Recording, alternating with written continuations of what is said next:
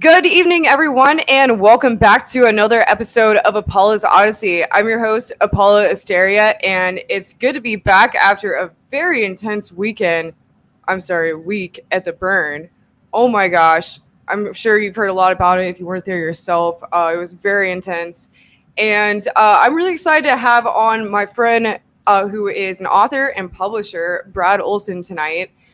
He actually published a book about Burning Man, which is Tribes of Burning Man, and he has been going many years himself. So I thought it'd be great to kind of discuss my experiences on tonight's show, because I had some wild spiritual experiences there this last week, and his experiences as well. And Brad is like an encyclopedia. I mean, he knows so much about everything, so he's gonna have a lot to talk about. And I wanted to kind of get into the esoteric side of Burning Man. I think it'll be interesting. And because Brad Olsen does the Esoteric book series, who better to do it with? So I'm really excited for tonight's show. This is going to be a good one. And this just happens to be the last show before my birthday. So this is my birthday show. So if you would like to get a present for me for my birthday, you can actually buy a present for yourself over at shamanspears.com. So this is my site. Sorry, my computer's glitching out a little here. 1 second. So basically all these spears, which you see right here, are made by yours truly for the purpose of channeling energy. I never make any two the same. They're all filled with copper coils, crystals, magnets, and sienna collect from sacred places around the world down the inside. I also charge them all onto an energetic collective, so I never make any two the same, which is really interesting. And sorry, I forgot to bring up the site here. I'm actually just setting up a new monitor here, so it's kind of glitching out a little bit. Hopefully that doesn't cause problems later in the show. But if you would like to go purchase a spear, go to shamanspears.com. I actually don't have many left of my latest two collections. So if you'd like to get those before they run out, make sure you do now. And I'm actually working on my newest collection, and going to Burning Man and experiencing all the art there has definitely been a really fascinating experience and inspirational in regards to making my own art and evolving it. So I'm really excited for that. So without further ado, let's bring on Brad Olsen, the one and only in Illinois Jones. We're both Illinois Jones. We're both Illinois Jones. Yeah, not Indiana Jones, Illinois Jones. I was just saying in the setup, you're doing more traveling than me. So good on you, Apolla. Always great to talk with you again on the Odyssey program. And this time, Burning Man, an esoteric side of it. And just to be clear on our terms, esoteric means that which is known to a select few. So in and of itself, Burning Man is esoteric because there's only a very small percentage of the population that goes to it and knows what's going on. People that think, oh, I've heard about Burning Man and it's satanic or it's this or it's that, you never really truly know till you go. And wasn't that what I've always been telling you, Apolla? You just got to go and see it for yourself. Yeah, it was a really fascinating experience, and it's definitely like you said, you don't really know how it is until you go yourself. I mean, I did not realize how big it was. I mean, it was really like miles across, I believe. I was not expecting that. I wasn't expecting exactly how hardcore it was or would be with the dust storms. I was actually trying to find, like, because you mentioned, these certain groups that can end up there. I think it's really interesting that a lot of people that are a part of what's going on in Silicon Valley, a lot of celebrities, a lot of very interesting people kind of end up there. So I wanted to maybe discuss like your thoughts on that. I personally was actually trying to find Elon Musk the entire time because I wanted to interview him for Third Face of Moon, and I know he was there. It's kind of a known thing. He goes every year and he drives around on a yacht. So I was looking for him the whole time. And one day I actually got a whole group of my friends together and we made it our intention to find him. There may or may not have been psychedelic substances involved. But, so I took them all out to the deep play. I'm like, okay, I feel like he's this way. And we just kind of kept going on this adventure, and we didn't ever end up finding him, but it was still a really interesting, epic adventure. Every year at Burning Man, there's always the celebrity sightings. One year I was there, Mallory from Family Ties, forgot her real name. Like, oh yeah, she's pouring drinks over in that bar over there. You can go meet Mallory from Family Ties. I don't think I did, or maybe saw her across the way. But just to give some context about the size, as you said, it is ginormous because it's done for many miles across if you consider the full width around of the trash fence. But during that last weekend of Labor Day, it is the third most populated city in the entire state of Nevada, only after No Reno way. and Las Vegas. Oh yeah, 80,000 people it got to this year, which was a record for its size. I started going when it was a few thousand people in 1995. And of course, it had its origins at Baker Beach in San Francisco, which you and I have been to Yeah, before. you took me there. There during one of our conferences. And this particular year, though, has been really hot everywhere from Mexico to BC, Canada. And so you caught it on a very unusually hot year when you mentioned the dust storms. That's pretty much par of the course. But one year I went in 2000, it was a cold, freezing rainstorm. Happened to be the one and only year I went in an RV, and it pretty much saved the experience. Because get this, you know how hot it was in the hundreds. Yeah. Every day in the peak of the day, you still had to wear winter clothes to go outside. It was that cold. Oh my gosh. 50s, in the 80s. That actually sounds kind of nice to me considering what I experienced with the heat there. I mean, it was hard to even go out during the day, or at night it was still hot. But I mean, during the day, it was like 110 degrees. I mean, if I went out, I just felt like I was like burning alive. So yeah, it was pretty crazy. Also, the dust storms, I heard there were a lot more than there normally are. But at one point, there was a lightning storm, which was probably the craziest part, kind of in the middle of the week, I think around Wednesday. It just so happened it was my friend's birthday, and we were all on an art car, and we kind of took over an art car that had a DJ system, and there was like a window that went up and down to like the balcony part of it. And so I'm like sitting like on the DJ deck, and like my other friends are outside, and then I had other people driving it. And the dust storm came when we were like super deep into the playa, and there was like lightning and dust all around, and the dust just started flying in. So we had to close everything. The rangers said like everyone needs to stop, no one can move. We were way deep in the playa, so we all went inside, and I literally felt like I was on Arrakis. Like I needed a still suit. And they were like, you know what? Like we can't really keep going. So if you guys want to like get out, you can just get out now. And like we were kind of like, vibing, having a good time. So I'm like, whatever, let's just get out. This is awesome. So I got out, and it was just blowing dust. It was the middle of the night. And I felt like I was on Arrakis, and I started walking, and I was just, having a good time walking, and I didn't realize. So I had these big platform boots with like giant heels on, like giant platform boots with like big chunky heels. And I didn't realize how far away our camp was. And I had to walk like 10 miles in platform boots. It was quite the experience. You didn't have a bike? You did have a bike. I had a bike. I made a dragon bike. But by the way, here, let me show that. I actually put it up here. So this was my bike. For a first-time virgin burner, Apolla, you were very well prepared. You look like you're a seasoned veteran there with a seasoned playa bike to boot. So kudos to you for adapting right in.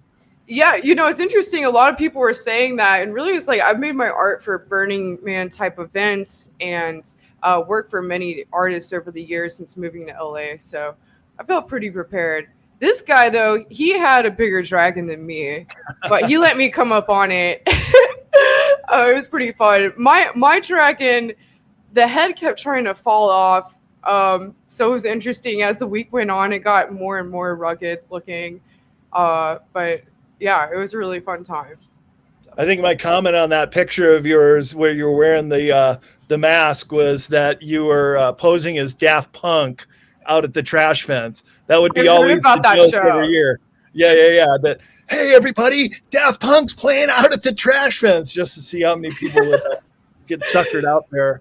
Did people ever actually end up going? Oh, all the time. Everybody thinks Daft Punk plays at the trash fence every year. So that's the trash fence is far. I mean, I drove as far as I could really one day before my friends wanted to turn around, and I couldn't even get to it. It was pretty far. Yeah, it's 6-7 miles in perimeter all the way around.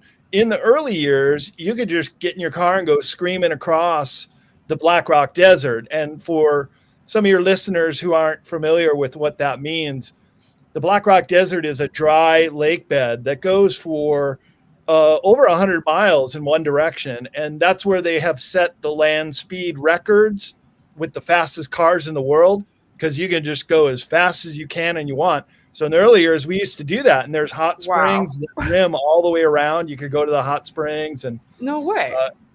Spend the day. Well, there's so many people that it would just utterly trash those fragile natural environments. 10, 20, 50, 100 people can go to some of these hot springs per day, which they do during 4th of July. 4th of July weekend is like a Burning Man renegade out there, and it's free and you don't need permits or anything. But I'll just tell you one quick story. We saw way off in the distance, and you still can from Black Rock City, the Black Rock in which it was named after. And it is a pyramidal black obsidian rock, which was a sacred native place because obsidian is one of the primary stones used to chip their tools and spear points and axe heads. But it was also the neck in the playa where it would go for 80 miles from Winnemucca and then turn at the Black Rock. And that was actually the Oregon Trail. So the settlers coming out in their covered wagons had to go right by it. And that's where it got the name, the Black Rock Desert. So we went out there one time and there's a meadow and there's some hot springs there. They're very, very hot. You can't go in them. You die actually. And some people have. But get this, there were still a couple old relics from some of the stagecoaches from 150 years ago right there at the base of the Black Rock. About 40 miles or 30 or 40 miles, I'd say, from where Black Rock City is, where you were in that part of the desert. Wow, that's incredible. I couldn't imagine. I mean, that must have been rough going through there in a covered wagon. What I experienced in this weekend. Oh my gosh. I heard a rumor. I don't know if this is true, but a few people told me that they actually tested. It was actually a site for nuclear bomb testing at one point, or hydrogen. Not Black Rock Desert. That's about 350 miles south in the atomic testing area. Well, what's interesting about that, Apolla, is it's not too far from Area 51. One time I was searching around on Google Earth to find the S4 base that Bob Lazar described being at with the two big garage doors, which, by the way, I think this is part of disclosure. You can now go on Google Earth and see S4. And it is exactly, once again, Bob Lazar has been vilified. It was just as he said. You can see it on Google Earth. But 1 or 2 valleys over was the atomic bomb test site. And then to the south of that is Area 54, where Charles Hall said that he encountered the tall whites, which would be an old legacy base that's been there for quite a long time. And of course, 2 valleys over in Area 51, that's a more modern flight test area that we've been doing the backward engineering technology on some of those crap. So the state of Nevada is a trippy place. It should be little wonder that I just bought some property out there and planning to move out there, which I'll be exactly 2 hours due north. Black Rock City would be from where I'm going to be at. Oh, wow. That's incredible. Yeah. Love it out there. It's definitely a very interesting area. And I was curious to know if you know why Larry Harvey chose to have the location moved to there. Is it because of how interesting that area is? Yeah, absolutely. And once again, we'll refer to Tribes of Burning Man, but I've had many encounters with Larry Harvey himself. Yeah, you can pick that up at cccpublishing.com or Amazon, still in print all over the place. Had a great honor of meeting Larry Harvey on a couple occasions. Steve Jones, the author of Tribes of Burning Man, he interviewed him quite extensively. But the backstory was that Larry Harvey had broken up with a girlfriend in San Francisco, and he was part of this new bohemian culture after the hippies of the 60s, becoming what would be the electronic music boom of the 1990s when I moved there and started the CCC warehouse. And then we started doing our early trips out to Black Rock City in the very formative years when it went there. But so the backstory was in 86, he just built a mannequin size statue and invited some of his friends down to Baker Beach, where they just did a renegade burn. But it wasn't on Labor Day weekend. It was on summer solstice. So around June 21st, 22nd. And they did that then the next year, and the man got bigger and the crowd got bigger. And they did that on Baker Beach on summer solstice for 4 years. And then on the 5th year in 1990, the park police of the Presidio came down and said, do not light that on fire. You will be arrested on the site. So that year got extinguished in June 1990. And then so the man sat in a warehouse in the south of Market, and Danger Ranger, who was at all of these early ones too, and became the main person who does the Black Rock Ranger service, he told me as well, because burners still come down there and celebrate the solstice anniversary of Burning Man. There's another esoteric side of Burning Man. And sometimes if it's a big anniversary, 25th or 30th annual, met all the burners. I know all the board of directors. Now it's Maid Marian who runs the Burning Man after Larry died a few years ago of a heart attack. But basically, one of the groups that was part of these Baker Beach Burning Mans is called the Cacophony Society. And they would do these trips out to various locations from San Francisco. And people would just join up and go camping with them. And the Labor Day weekend, year 2000, happened to be Cacophony Society doing a camp out at Black Rock Desert. And they thought, well, let's just bring the unburned man out there and we'll set it up and it'll be Burning Man. That was the first burn out at in the Black Rock Desert. And then a couple years later, some friends and roommates of mine in the CCC warehouse, before we even started CCC in the early 90s, they went out there with the very first sound system. And now all the old-time burners in the Cacophony Society, they just love their puppet shows and live bands and minstrels in the gallery kind of thing. They hated electronic music, despised it. And it's been said that Larry Harvey never once set foot in a sound camp. No way. Never liked it, never wanted to do it. Honestly, that's kind of how I feel to a certain level too. It's like the very like oomsy house music. I'm not really a fan. And yeah, it's kind of hard to be away from it there. But it was funny because I actually the whole weekend I kept telling everyone, man, I would just like love to hear some Led Zeppelin, and I kept joking about it. And at one point, I kid you not, this bus comes up to me in the middle of nowhere, and there was a live band playing Led Zeppelin on it. It's just the magic of the playa. There you go. Synchronicities. The quickening happens very fast out there, as you probably noticed. Just like that example. Yeah. So then they started doing more of just a renegade camp out for the first couple years. 95, when I got there, they just had established a gate, and it was sort of voluntary if you want to give them $20, but all you had to do is drive a few miles that way and avoid them. But back then they had this, what was known as the drive-by shooting gallery. And I kid you not, out on the road that goes to the hot springs from Empire on the other side of Black Rock Desert by the train tracks, up on the hill, they would put mannequins, and people would come by with semi-automatics and even larger. Oh, and it was, you could hear them blowing stuff up and shooting up these mannequins. I mean, it was really the wild, wild west back then. And it came to a screeching halt in 1996. It happened to be the year I came back and built this art project called The Burning Alien, which was 27 feet tall and withstood the windstorm while the man actually came down. They propped him back up and burned it. But The Burning Alien was kind of legendary. It was the very first art project at one of the sound camps too. And you helped out with that? Yeah, it was kind of my brainchild.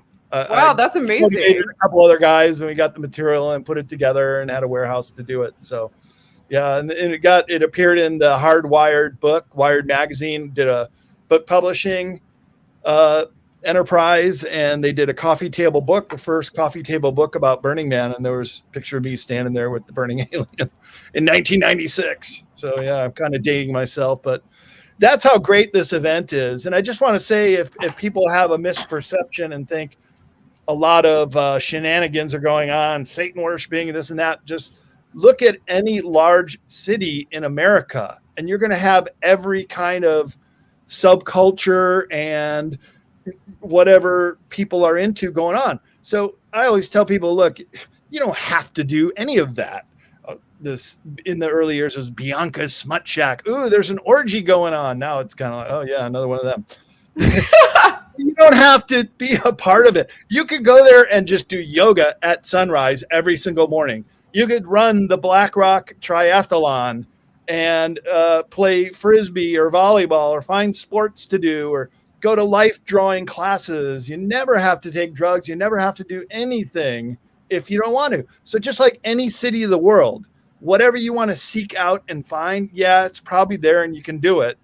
But you can do that in any city of the world anyways. So don't blame Burning Man for doing that. Really what it is an arts culture, and they do curate quite a bit of money into the arts, as I'm sure you had many experiences seeing some of the pieces out there. Then when you interact with fire and some of the art cars at night, and then some of these projects go up in flames towards the end of the fair, it's just such a unique canvas to do this kind of art, and then mixing fire and the whole ceremony into the whole festivities of it. Make Burning Man a very unique event. There's nothing quite like it anywhere else. Yeah, I definitely had many spiritual experiences during my time there. It's definitely however you make it, like I said, like most of my friends, they just wanted to go and, listen to the ooms, as I like to say, music. And, I did a little bit of that too. But for me, it was definitely about going out to the structures and experiencing different things, and just kind of like, letting the journey like take me where it wanted to go. At one point, actually, on the day I was telling you, I took some friends to go find Elon Musk to interview for Third Phase of Moon. I ended up at this shamanic, like Native American ceremony, like way deep on the playa at sunset, like a little before sunset. There were all these like Mayans, and they were dancing, and they started dancing in circles around these people drumming in the center. And I just started kind of dancing with them in the circles, and it was a really incredible experience. I mean, I had so many like that there, and it's like, you know, like you were saying, it's like a lot of people think, oh, like people just go there and take drugs or something, but there's definitely so many spiritual experiences you can have there. And for me, I actually ended up saving a life at one point. Yeah, I Gotta have a tell lot that of story. stories. Okay, I'll tell You're that going into story. the trash fence, right? Another one of your journeys out there. You know, I wasn't sure where I was headed. I was kind of like on the Esplanade, which is obviously facing out, and my friends were at this music that I thought was terrible. And something just told me just go deep into the pliers. So I just told them, I was like, you know what, I'll see you guys later. I'll come back in a couple hours or like an hour or so, meet back up with you. And I just told them I was going to the temple, but I didn't really feel like I was going to the temple. Like something told me it was something else was going to happen. And I went out there and I had no bike with me, and I just walked out for like a long time. And all of a sudden these dust storms came and I couldn't see anything around me. I couldn't see any people. I couldn't see any structures. Like it was actually a really amazing experience. Like it was extremely beautiful. And I found this sort of shamanic igloo, or not igloo, like a like almost like an Eskimo looking structure. And I went inside it and just laid down and rode out the dust storm. And then I ended up at this one art installation, and I refilled like my Gatorade and water at it. It just happened to be this little like art museum, just kind of like in the middle way out there. And then I started walking back, and something told me go to this other art structure that was way in the distance. I wasn't even sure where it was yet, but the artist told me to just walk that way. So I just started walking, and I saw this guy that was on his bike, passed out on the ground. It was like he was riding and then he just fell over and passed out. And, you know, it was like, it looked like he crashed. And I went up to him, and you know, I was a lifeguard before in the past, so I know what to do in those situations. So I was trying to wake him up. I could not wake him up. You know, he was definitely Wow, alive. I he's checked out his cold, huh? pulse and everything. Yeah, and I was literally shaking him. I was slapping his face. I could not get him to wake up. Wow. I started dumping like water and Gatorade over his face, and then I saw a Jeep coming in the distance. So I ran over to it, and I had them come over. And then I had them go get a ranger and bring a ranger over. And this guy, he literally had no water. I don't even know. I don't even understand what happened to him. Like he was so disoriented. I think he might have crashed and fell and then just fell asleep and was like unconscious. So, I mean, who knows how long he would have been there if I hadn't found him. So that was interesting. Oh, good on you. And so finally he came to, and you could, in that kind of heat, a lot of people get dehydrated. The saying in the old years is always make sure that you piss clear, that you're drinking so much water that it's going through you and hydrating you. And you'll probably also notice after being in the desert after a couple days, your hunger starts to go away. You're just more thirsty than anything. I actually had an IV done today. My friends that I went with, we had like this lady come over to my friend's house and give us all IVs of like vitamins and saline and everything. And my saline bag actually ran out like twice as fast as all my other friends. So I guess I was like really, really dehydrated. Well, yeah, you're still going to feel the effects for it too. But the one thing I would always like, and another reason why I want to live out in Nevada too, is there's something about high elevation and desert and the sun that it really tightens the body up, and I think it's good for you too. I think it's healthy as long as you can stay hydrated and keep your minerals up. It's for me, it works with my body. And then even in the winter, it can get quite cold out there. So when the rainy season starts in the end of this year, if it's a heavy rain year like it was last December, which set all kinds of records for the most amount of snow in Tahoe, as well as precipitation in the whole area, that Black Rock Desert will turn into a lake. And that's Wow. why you get the perfect crack formations that we feature here right under his name. That's the playa cracks that everybody becomes so Oh, wow. familiar with. And so if it's a drought winter, there have been some years where the big sand dunes will start to form. So if you're out on a ride, I've been there and it crashed me too. And maybe this is what happened to you, the guy. You'll go flying right in the middle of the night. So many people got hurt if the lake does not water over and then dry out and crack like we saw in that picture. That happened. Actually, this year, there were definitely piles of sand, like really loose sand in a lot of areas. Ooh. And it was really difficult to ride through. One night, I think it was the first night I rode into the playa on my bike at night.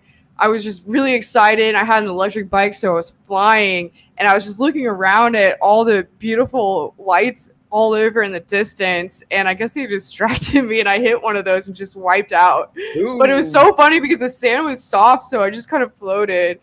But I forgot to mention earlier, I have a friend there, or two friends, that had someone with them that got in a really bad accident. He was on a bike? Yeah, he was going at night, and there was a lit up, like a labyrinth art installation, but it was very dimly lit. It was not lit very well at all. And this just happened this week, and he just was going really fast across the playa with an electric bike, and he didn't see it, and he crashed through it, and it had all these like metal pieces, and he actually broke both of his arms and a leg. And my friends who were with him, I didn't know this guy, but my two friends were with him that I was hanging out with all week, and they were traumatized for the rest of the week because they had to handle the situation of like taking him to the ambulance. And yeah, it was crazy. They had to actually send him back on the burner bus too. Wow. Yeah. People get hurt out there, and there have been deaths. The first deaths occur in 1996. It happened to be the same year I did The Burning Alien, and the theme was hell. And yeah, back then they had some pretty dark themes, and the burn was associated with this city that they made called Hellco. So you call that kind of energy in, and sometimes it comes back and nips you in the butt. And the very first death out in the playa was a motorcycle screaming across the desert and didn't see a truck or clipped into it and ran into it in the back of the truck, and that killed him. And also that same year, as I said, the founders of Burning Man, including Larry Aubrey himself, hated electronic music and wanted to and tried to for a very long time to keep it out of Black Rock City. So in that particular year, 96, they call us the techno ghetto. And you had to drive 3 miles to go to an electronic dance party. There was not a single electronic EDM in the whole city. Was it still set up as a crescent shape, or was it already set up as a crescent shape at that point? We were like a satellite 3 miles out, and we all camped around the 4 sound systems. And so on the last day, on Labor Day, was the last day of music, and some people were really messed up and driving out to the city and didn't see a low tent and ran over some people in the tent with their car. Wow. So that put the kibosh on the Temple Ghetto and then doing it separate. And so just like the Beastie Boys song, we had to fight for our right to party. And that is to bring in electronic music into Black Rock City. And I was part of this 1997. They would only give us one night with one stage with about 10 hours of DJs. Can you imagine? And they called it the Community Dance. That's what such a gay name. Oh my God. and so we did it. Yeah, okay. And then there were some snafus. And then 1998, we built the Burning UFO. And that was to the spec of the Roswell craft, 33 feet in diameter. And that one went up with a bunch of hay bales, and it was quite an inferno that made the Burning Man organization take a pause with the parties. But at the same time, that's what people wanted. And I actually went to meetings with the Burning Man organizers on several occasions and just express that this is this new music in the 1990s and people really liked it. In fact, this is how the Weird Street Faire started, right out the doors from the CCC warehouse. And eventually by the year 2000, it took that long to get electronic music on both sides of the playa. Now you ride down any street in the city and you can't not hear it. Yeah. So some people have a hard time understanding and believing that it was actually hard to bring it into the city. But then once it did, it proliferated everywhere. Yeah, wow, that's crazy. You know, for me, I grew up in the Chicago dubstep scene, so like I like electronic music, but it needs to have like some very wobbly deep bass for me. But I'm that's very impressive. That's awesome that you were a part of all that. And so Larry and I had a bit of a tentative relationship at first and started to warm up to each other later on.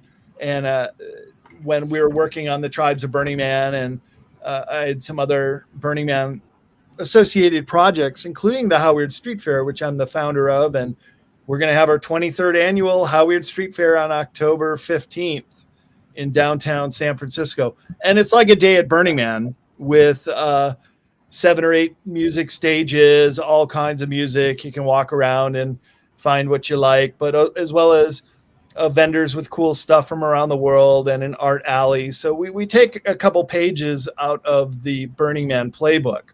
But whereas we're just a one-day street festival, Burning Man, as you know, is 9 days out in the desert, where the third largest city in the state of Nevada rises up like the phoenix from the ashes to create this beautiful mandala crescent-shaped city with the man smack dab in the middle.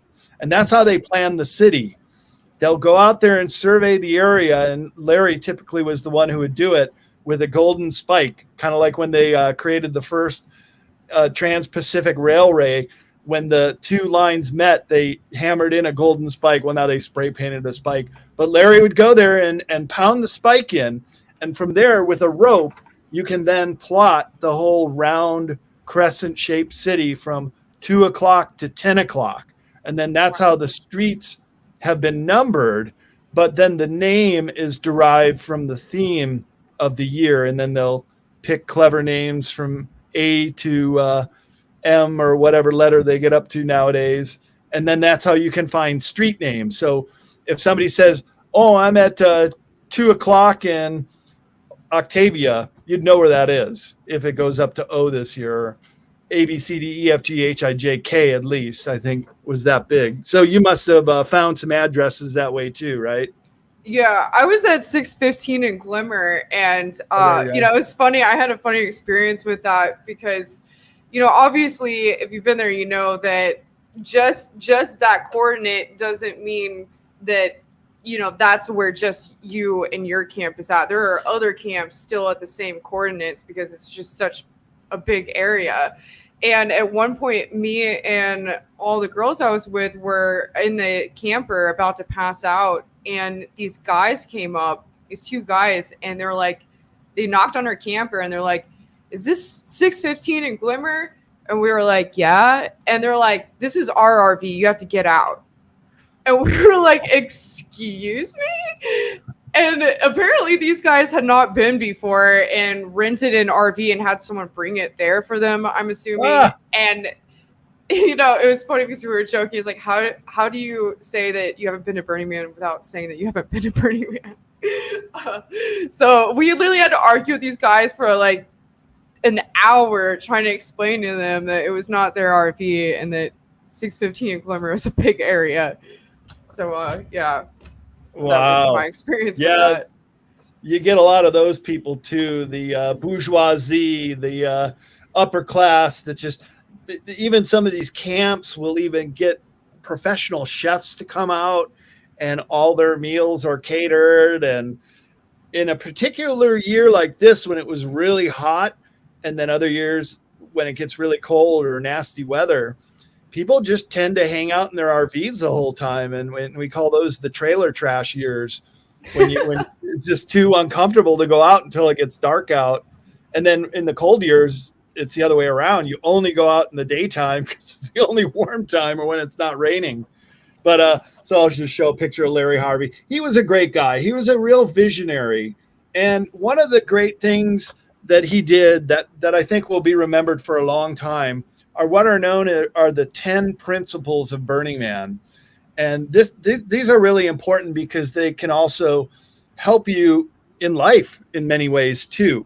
And I'll read them off here. The 10 principles were written to give a statement of values to the regionals. And regionals are Burning Man events that are popping up all over the world, as well as the decompression street fair parties. But the regionals are like Burning Man. So people would go out there and camp for about a week. And so you have to know some of these 10 principles. And it's radical inclusion. So making friends, making sure everybody's involved. Gifting, the gift economy. One of my favorite of the principles, as you know, it's great. There's nowhere to spend money because there's nothing for sale. All you got to do is cruise around with your empty coffee mug, and people will pour you drinks all day. And our camps, whenever we did it, we'd have a free bar and everything's free.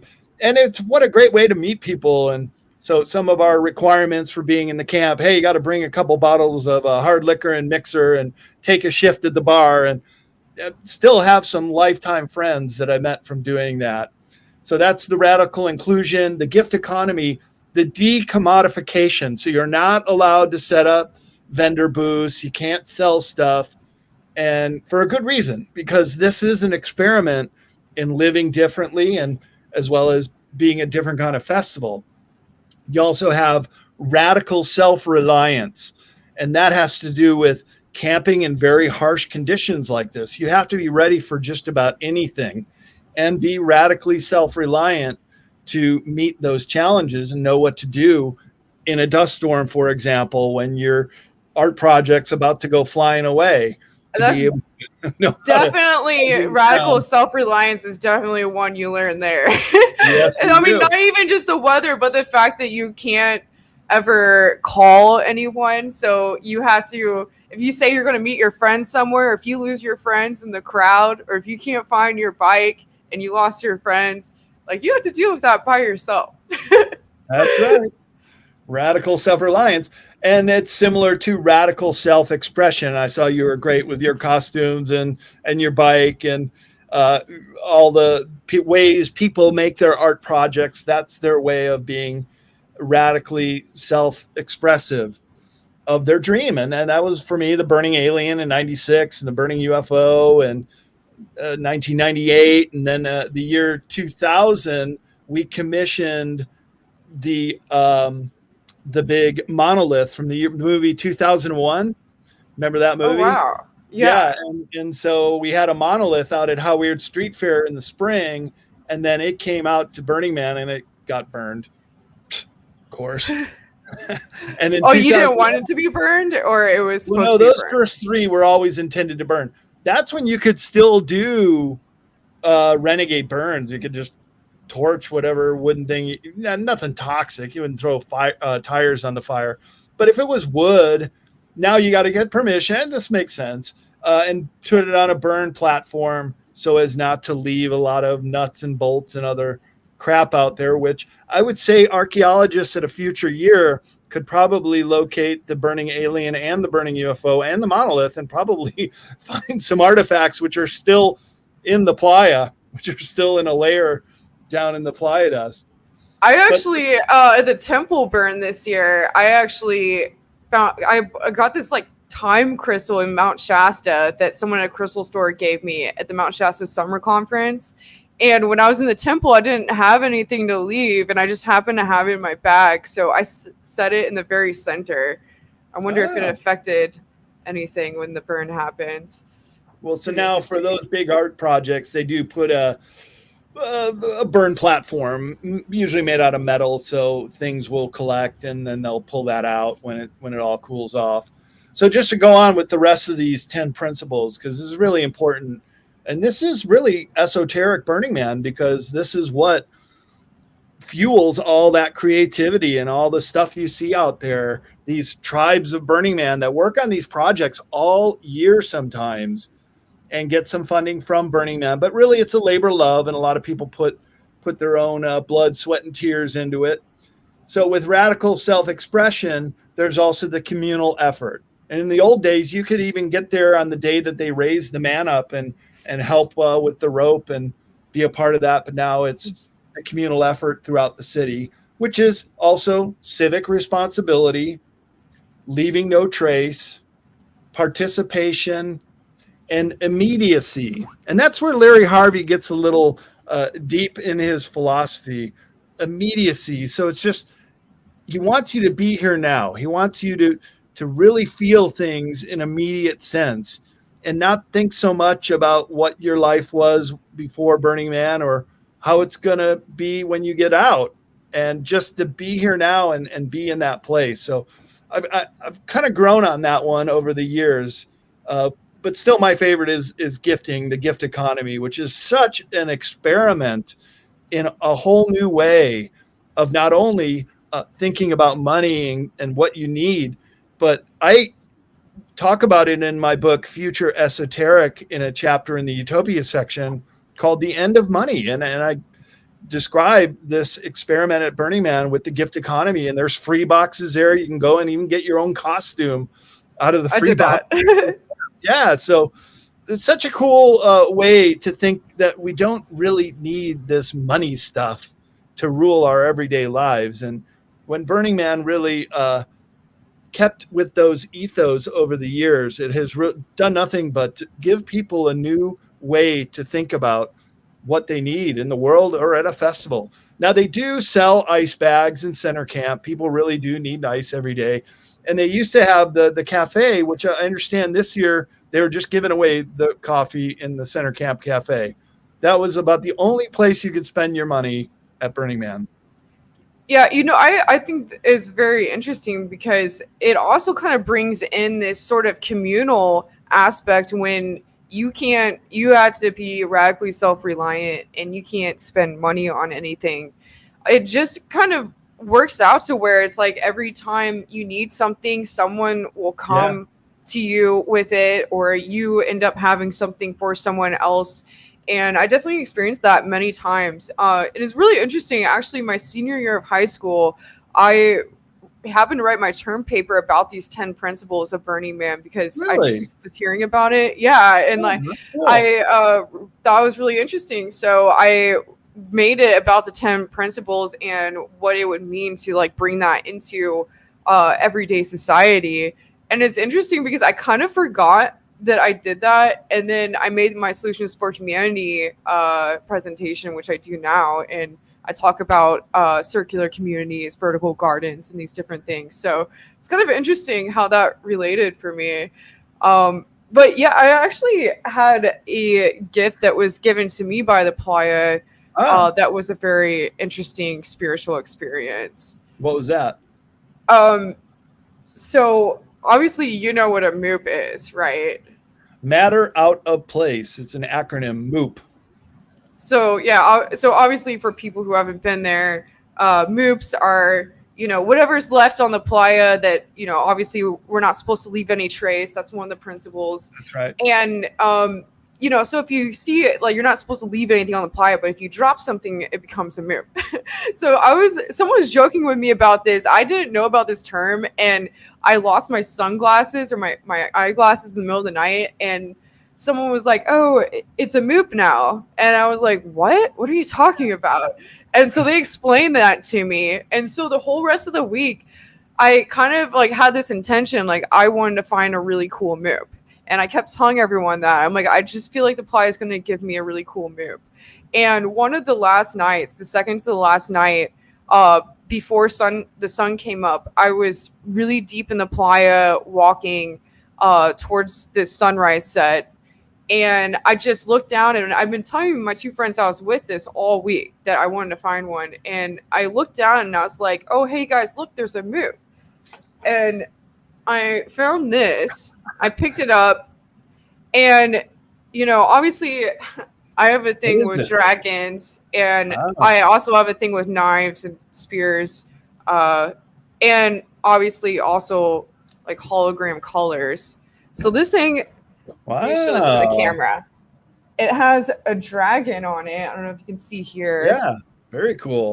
It's like hologram colors, which happen to be all the colors I was actually wearing at the time, like purple, green, and blue. It even has like little scales on it and these like Chinese symbols, which I don't know what they mean yet. And it was just very interesting. It was very spiritual for me because, you know, I have this connection with dragons like I have my whole life, and these are all my favorite colors. These are the colors I was wearing. And it was really weird because actually when I found it, I thought it was silver. And in the morning after the sun came up, I opened it. And then at that point, I saw like the dragon scales here and the colors. And I was just like, oh my gosh, this is like finding the sword of destiny or something. I felt like the playa just like gave me this like sword of destiny. It was so crazy. And so I've just been walking around everywhere with it clipped to my side now. The plieth giveth and the plieth taketh away. And you had the best attitude towards losing your sunglasses. And now you probably like that better than your sunglasses, who probably came to someone else at a moment they really needed to get some UV protection from the sun. So that's sort of the coincidental, even immediacy part of Burning Man that is always so fun and so playful, is that material items and people will mesh through the crowd, and it always seems to work out the way it's supposed to. Definitely is. Definitely very interesting. And let me see here. Was there anything you wanted to go over before we start wrapping up this show that we didn't cover? Well, I'll just tell one story. For my 17 years, I went from 1995 until 2012. I missed 1 year, 2004, because I was in Europe working on Sacred Places Europe book, another one of my books. And so at that time, I was a travel writer, and I was doing magazine articles, and had an opportunity to go on the Grand Canyon trip in the weeks before Burning Man. And I even got my friend Max Stone on. And so the two of us did a almost 3-week trip down the Grand Canyon, coming out in Las Vegas a few days before Burning Man started. And we had arranged for our friend Ed the lawyer to bring all our food and equipment, camping supplies, bedding, everything was coming up with him. And we said specifically, we're going to meet at the Man at sunset on the Wednesday of the burn. There's only one Wednesday. You can't miss it. There's only one man. You can't forget it. He got held up, or one way or another, he wasn't there. And we had just hitchhiked all the way from Vegas to get to Burning Man, and we had nothing but the clothes on our back. Oh, wow. This is how the playa giveth and taketh away. Because what choice do you have but to just make friends and be taken in? And eventually we found a couch or a place to sleep, an extra bed, whatnot. And some friends that we both knew gave us some food, or we'd eat dinner with them and stuff too. But again, it was just the empty cup. You just walk around and you're more thirsty than hungry most of the time anyways. So we go through the whole Burning Man, and then Sunday night, we're going to leave the next morning. We bump into Ed the lawyer. He's like, oh, hey, I got all your stuff. Oh my gosh. Now. And so, yeah, the playa giveth and the playa taketh away, and it will give to you. And there have been other people who have experimented the full 9 days and just showing up completely naked and nothing. That's wild. What choice do you have? But the good citizens of Black Rock City will look after you.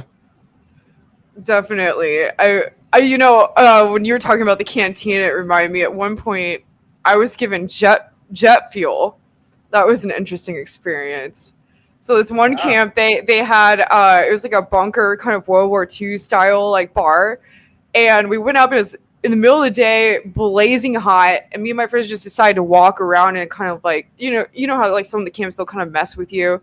So we wanted to kind of experience that during the day, and we hadn't really done that a whole lot yet. So we were walking, and it was blazing hot, and we really needed something to drink. and these bunker people, they tell us, oh, we have mojitos, but first you have to drink jet fuel and then you get a mojito. And we're like, okay, well, what's in it? And they're like, you just have to drink it. So we're like, okay. So they pour it for us, and this thing, it just like burns like insane. And we're like, oh my gosh, this is nasty. What is this? And apparently, so after we finished drinking it, they're like, okay, now you have to drink it all, and then we'll give you the mojito. So we all had to finish. It was like impossible to finish. And then we're like, okay, so what is it? And they're like, okay, so normally every year we would make this with 150 proof Everclear. But this year we decided to do 190 proof. And then they mixed like 20 different types of herbs in it that were like very harsh herbs. It was crazy. Did you get a buzz? Definitely did.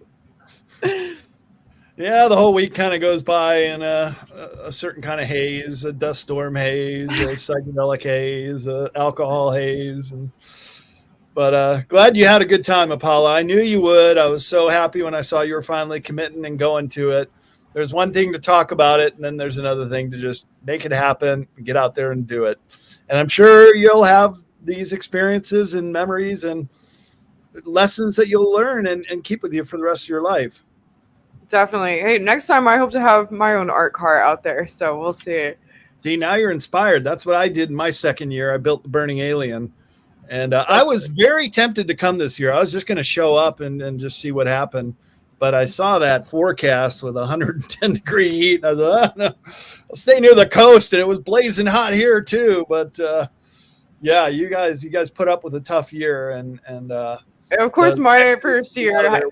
Too. I've heard some people up to 12 hours just sitting in the line to get out on Labor Day Monday. It was brutal. For me, it was over 6 hours, definitely. And, I'm in an RV with like 10 people. So it was pretty intense. But of course, I'll show up on the most hardcore year. Ends up being my first year, of course. That would happen. No longer a virgin. Way to go. Oh, hey, why don't you tell everybody what happens when you show up at the gate and they find out it's your first time? You know what? Let me actually show you all that. Actually, that would be interesting. I have it on my Facebook here, so let me pull this up. So if you're a virgin, which means you haven't been before, you have to roll around in the dust right after you get there. So here's my experience of that.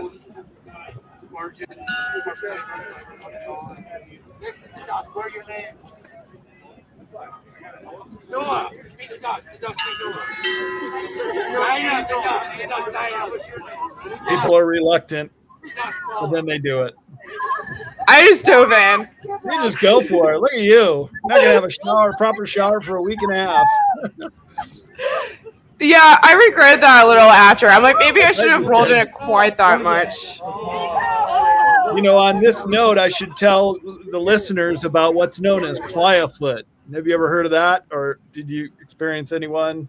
I experienced that after I actually had, like I told you, I got out of the art car in the middle of the playa with the giant platform boots. So I had to walk. After a while, I was walking so long in those things, I had to take them off and walk barefoot. But yeah. Well, then, if you go barefoot for too long, the clay is very acidic, and it will start to soak up all your fluids from your skin and make your skin very, very dry to the point where it starts to crack, and it becomes very painful.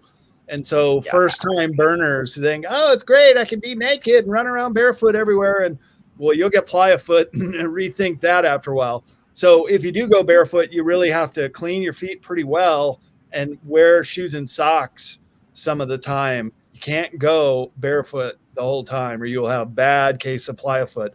And some people, like that guy you saw that got injured, they're going to come back and nurse some wounds for a couple weeks sometimes. Yeah. Burning Man, it can be a very intense experience. And that's why radical self-reliance is another great self principle. I definitely have scratches and things all over that have them. I have no idea how I even got them. So definitely. But you're here to tell your story, so that I'm all here. works I made out. it. All right. Well, we're at an hour here. So if you would like to maybe share, obviously we have the book here that you published.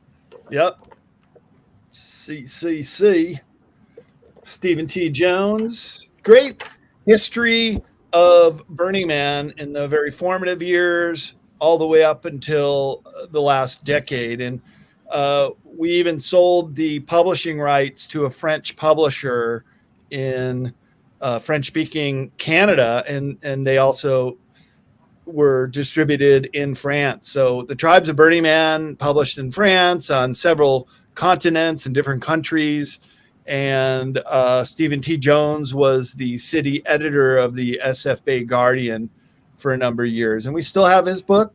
It's in print. You can get it on cccpublishing.com. And that's my book publishing website, including my own book, Beyond Esoteric. And Future Esoteric, as I said, had the reference to a chapter called The End of Money, where people can also go. And then bradolsen.com if you want to find out about my different conferences. And I'm going to be speaking at Sphere in Boulder, Colorado in 2.5 weeks. And also a couple more in October, including the out in Orlando, Florida, middle October, right after the Weird Street Faire. So I got a busy October coming up. And I also have another one in Santa Rosa, California on October 30th. That'll be my last conference of the year, but I also have several more in 2023 that I'm already booked at. So a busy schedule. And, boy, I want to go to Burning Man now. I think it's 11 years. That's long enough to wait. I'm ready to go back. You should definitely come with, or at least meet me there next year. I'm definitely going to be there next year. Okay, Wednesday at the Man at sunrise. You'll bring all my equipment and food. If I don't see you there, then I'm just going to take off all my clothes and just go naked and make it work. Oh my gosh. You could do that there. I'm sure you can make that happen. Yep. And there's Weird Street Faire. So if people want to get a little day in the life of Burning Man, come on out to San Francisco on October 15th. Pre-sale tickets just went on sale. And it's the best day in San Francisco. Yeah, it's about 10,000 people and all these incredible stages, many of which are coming in from the playa, such as Opal and several other stages. We're out at the playa. Some of them have different names now. But Close Encounters of the Weird Kind, we're the oldest, longest running electronic dance music festival on the West Coast. So certainly a close affinity with Burning Man on many different levels. Some of the security that works with us and other factions, part of the operations at Weird, right out of Burning Man. So the Burning Man group. So very close alliance with that event. And even the weekend after is San Francisco Decompression, which is another, that is Street Fair event. And then, as I mentioned, regionals are happening all over the country, and even in other countries as far away as South Africa, they do a regional, and up in Canada, they call it the freezer burn. So you got a lot of different various groups. Yeah, well, I'm sure you've met people from around the world. I mean, burners are really international now, and it's really great to see that our San Francisco culture has blossomed into such an explosion of art and creativity and so many other things. That's all Burning Man and Weird Street Faire. Definitely. It sounds like it's a bit of a decompression itself in San Francisco. I wish I could make it out for that. Well, maybe you still can. Never say never. You're traveling quite a bit these days, Apolla. I'm proud of you. Boy, Greece, you've been to Bangers, Thailand, and Burning Man. I didn't get to do any of those. I want to start traveling again like you. I'm gonna stay rooted for a while, work on my art. I'm hoping. I did not expect this year to be like this for me, but it's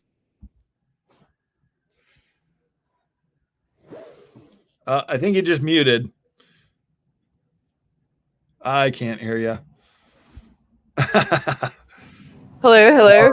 There you're back. Yeah, okay. You're good. Sorry about that. And I also want to thank everyone for the donations in the comments here. Thank you, Kenny, and thank you, Alien Girl.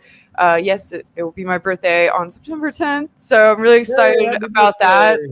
And if you would like to get yourself a birthday present for me, you can go to shamanspirits.com and check out my energy channeling, uniquely handcrafted energy channeling devices, which are all made up with bamboo, filled with copper coils, crystals, magnets, and sand I collect from sacred places around the world. I only have a few left from my last two collections, and I'm working on my new one. So again, if you want to get me a birthday present, you can buy yourself a spirit. And I do next day shipping on all orders. So be much appreciated. So thanks so much for coming on, Brad. I really enjoyed telling my experience with you, and it's great to hear yours. And thanks everyone for joining me tonight on Apollo's Odyssey. Until next time, over and out.